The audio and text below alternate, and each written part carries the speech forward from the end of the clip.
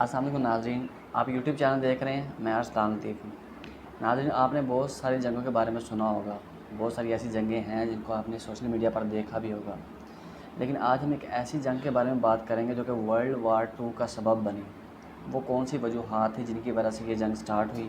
یا کس ملک نے اس کو سٹارٹ کیا، یا اینڈ اس کا کہاں پر ہوا، اس چیز کے بارے میں ڈسکس کریں گے۔ سب سے پہلے سٹارٹ کرتے ہیں کہ جب جاپان میں جاگیردارانہ نظام ختم ہوا تو وہاں پر انڈسٹریل ورک جو تھا وہ سٹارٹ ہو گیا تھا۔ جاپان کا ڈیموگرافیکل ایریا ایسا ہے کہ وہاں پر قدرتی اور نیچرل چیزیں اتنی زیادہ نہیں ہوتی، تو خام مال کے لیے ان کو باہر سے چیزیں امپورٹ کرنا پڑتی تھی۔ ان دنوں میں خام مال کی دستیابی کے لیے انہوں نے چائنا کے چند علاقوں پر قبضہ بھی کیا۔ تائیوان کا ایریا ان میں سے ایک ہے، اور بہت سے کافی سارے ایریاز اور ہیں جہاں پر جاپنیز قابض ہوئے، لیکن جو خام تیل تھا اس کی کمی ابھی بھی تھی۔ ان دنوں ان کو بڑے اچھے سے معلوم تھا کہ جو پرل ہاربر کا ایریا ہے وہاں پر امریکنز جو بحری بیڑے ہیں وہاں پر موجود ہیں، اور ان بیڑوں میں تیل بھی میسر ہے، اور وہیں سے ساری جو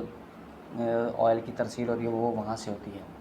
امریکنز کو بھی اس چیز کا آئیڈیا تھا کہ ہم پر جاپنیز کسی بھی وقت حملہ آور ہو سکتے ہیں، لیکن ایک چیز ان کے ذہن میں نہیں تھی کہ آیا کہ وہ ہم پر پرل ہاربر کی جگہ پر حملہ کریں گے۔ ان کے ذہن میں صرف یہ تھا کہ فلپائن میں جو ان کی آرمی موجود ہے وہ ان کے اوپر اٹیک کریں گے، لیکن ایسا کچھ نہیں ہوا۔ جاپان نے کیا کیا؟ سب سے پہلے جاپان نے اپنے اس دن 3 حملوں کا پلان تھا جاپنیز کمانڈرز کا۔ انہوں نے پرل ہاربر میں اپنے ایئر کرافٹس بھیجے، جو کہ امریکنز کے جو اس وقت سولجر ڈیوٹی پر تھے ان کو پتہ تھا کہ جو جہاز ہیں وہ انٹر ہو چکے ہیں اس ایریا میں، لیکن اکارڈنگ ٹو دیم کہ انہیں لگا کہ یہ شاید امریکنز کے ہی وہ ایئر کرافٹس ہیں جو یہاں پر موجود ہیں، جو کہ تیل وغیرہ لے کر آئے ہیں، لیکن ان لوگوں نے اس کو نظر انداز کیا۔ لیکن جب قدرتی طور پر ان کو راستہ مل گیا، ان کے اوپر کسی قسم کا کوئی اٹیک نہیں کیا، کیونکہ اس وقت کوئی بھی ایئر کرافٹ یا کوئی بھی بحری جہاز یا کوئی بھی ایسا جہاز جو کہ ایئر فورس کو روک سکتا جاپنیز کو، وہ امریکنز کا اس کو ڈیوٹی پر نہیں تھا، اور نہ ہی انہوں نے اس کا پیچھا کیا۔ اس وقت کیا کیا جاپنیز نے 2 اٹیک کیے۔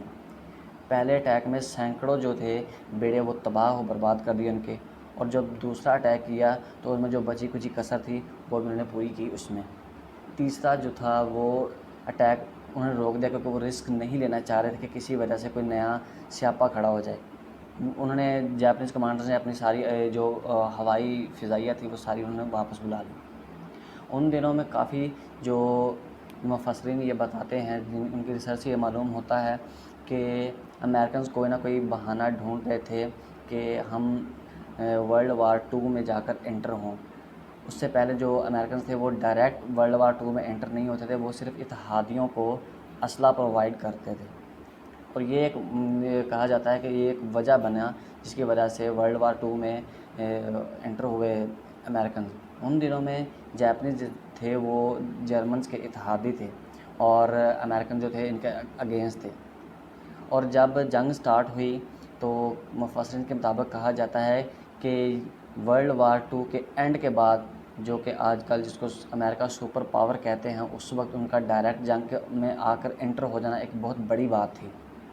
تو امریکنز نے ایسا ہی کیا کیونکہ امریکنز کو اب اپنی پبلک کی سپورٹ کی ضرورت تھی، اور جب پرل ہاربر پر اٹیک کیا جاپنیز نے تو ان کو ایک باقاعدہ وجہ مل گئی، جبکہ ان کی جو پبلک تھی وہ بھی اسی سپورٹ میں تھی کہ امریکنز اس جنگ میں جائیں۔